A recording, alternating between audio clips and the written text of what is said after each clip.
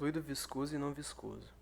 Fluidos são formados por moléculas que estão em movimento constante, havendo colisões entre elas.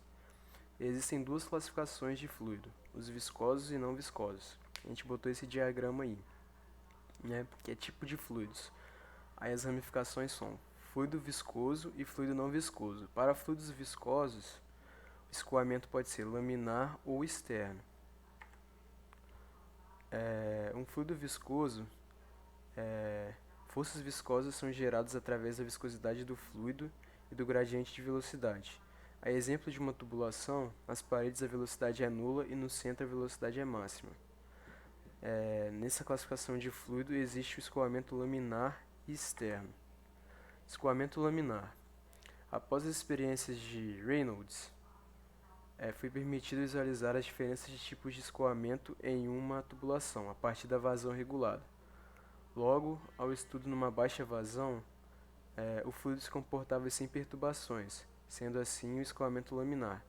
Esse resultado pode ser obtido através do coeficiente de Reynolds, que é essa fórmula aí, onde se o coeficiente for menor que 2.300 é considerado um escoamento laminar, e se for maior que 4.000 é considerado um escoamento turbulento.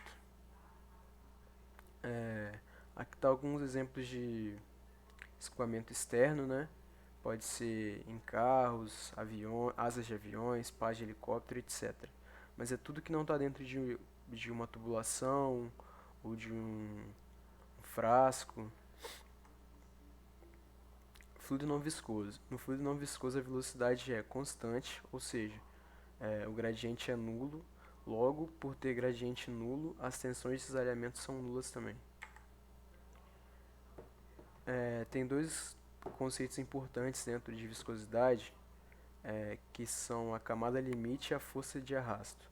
A camada limite é uma definição que existe através da unificação das abordagens hidrodinâmicas e hidráulicas para escoamentos reais, que são os escoamentos viscosos, né? Os reais são os viscosos e os ideais são os não viscosos. As forças viscosas são muito importantes nessa região, mas fora dela são consideradas nulas, né? Desprezadas. A força de arrasto atua no escoamento interno e externo, e ela pode ser definida através de um coeficiente, que é o coeficiente de arrasto, né? Pode ser obtida através do efeito de pressão ou das forças de cisalhamento no sistema. É essa fórmula aí. Bom, vou falar um pouco sobre capilaridade e a importância no solo. De maneira bem simplificada, a capilaridade é definida como propriedade dos fluidos de subir ou descer por tubos muito finos. Ou seja, a capilaridade é uma propriedade do fluido, né? Podemos dizer esse fluido de uma água, e não do solo, né?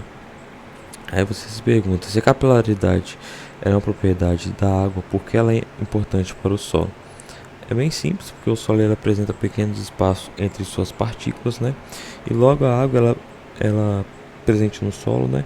Ela consegue, por capilaridade, subir por esses interstícios do solo e assim alcançando cotas acima do lençol freático. Vale ainda ressaltar que a altura que a água ela pode alcançar, além do lençol freático, é devido a alguns fatores, como a natureza do solo, né, e a granulometria do solo. Como a capilaridade é a capacidade da água de subir por pequenos tubos, então de maneira geral, em solos com granulometria mais fina, como argilas e siltes, a ascensão capilar tem valores mais elevados do que em solos arenosos, né? O autor Souza Pinto, do seu livro Curso Básico de Mecânica dos Solos, ele comenta que a ascensão capilar da água no solo ela pode atingir as seguintes ordens de grandeza. Na primeira coluna tem o solo, né, os recursos como pedregulhos, areias, siltes e argilas.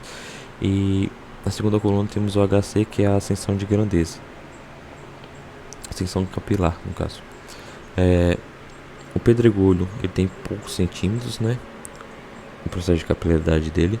A areia de 1 a 2 metros, o silt de 3 a 4 metros, a argila possui dezenas de metros. Agora temos a altura da ascensão capilar. A ascensão capilar Ela é um fenômeno que descreve o movimento da água dos poros do solo de uma cota inferior para uma cota superior, dirigida pelo gradiente da carga hidráulica e através da interface entre água e ar.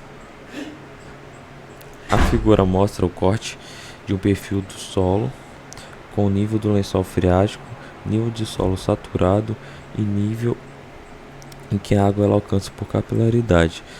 Você vai perceber que o solo não está saturado ao longo de toda a sua ascensão capilar. Você pode olhar na figura, né? Aí podemos perceber também na figura que temos duas zonas destacadas, né? Que é a zona saturada e o nível freático ali. A zona saturada é a região onde os vazios do solo encontram-se completamente preenchidos de água, né? E o nível freático é o nível abaixo do qual o solo se encontra submerso.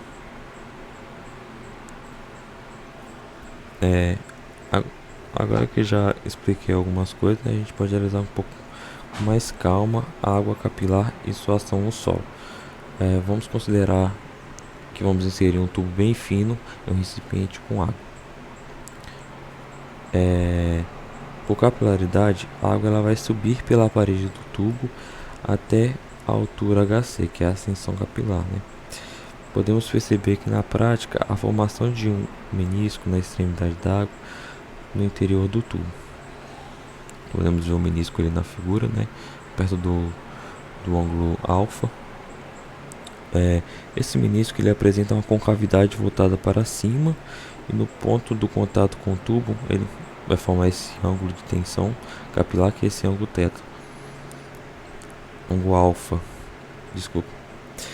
Nesse sentido, é preciso notar também que esse menisco é ocasionado pela tensão superficial do fluido e que a gente vai retratar essa tensão superficial com a letra T.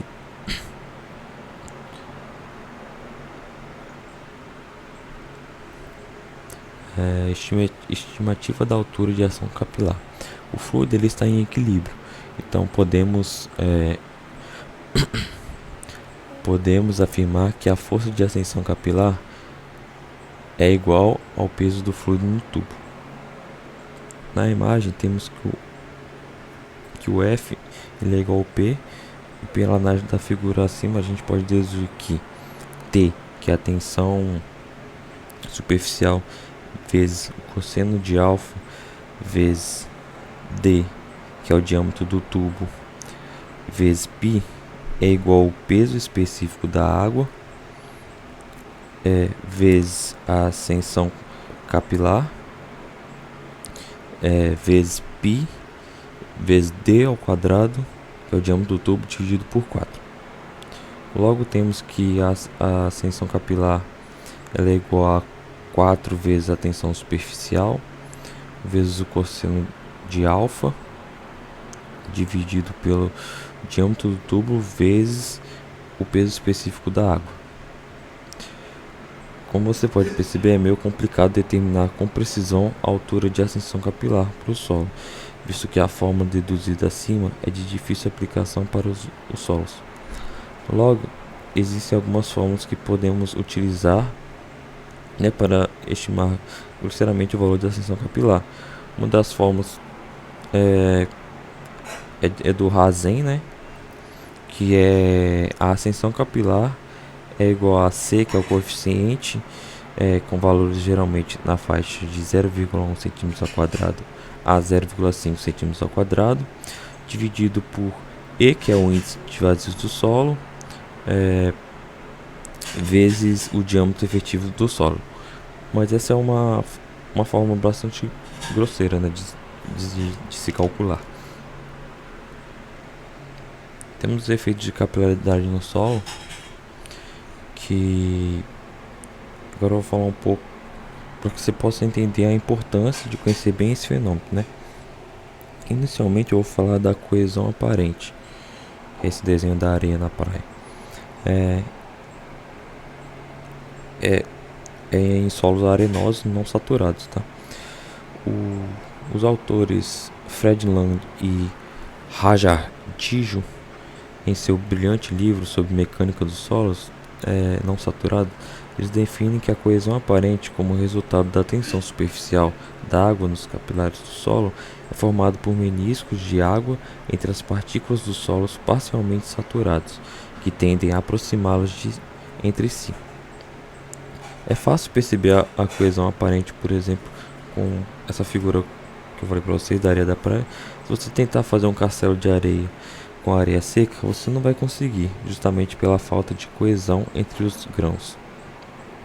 Entretanto, se você umidificar nessa areia, sem saturar a areia, você consegue fazer seu castelo justamente por essa coesão aparente, ocasionada pela tensão superficial. Outros efeitos da capilaridade no solo que podemos comentar é o que ocorre em barragens de terra, como a zona adicional de saturação e o sinfonamento capilar da crista. É preciso ter cuidado com esse efeito, pois ele pode prejudicar as condições previstas em projetos. Aí a figura ao lado é o efeito capilaridade em barragem.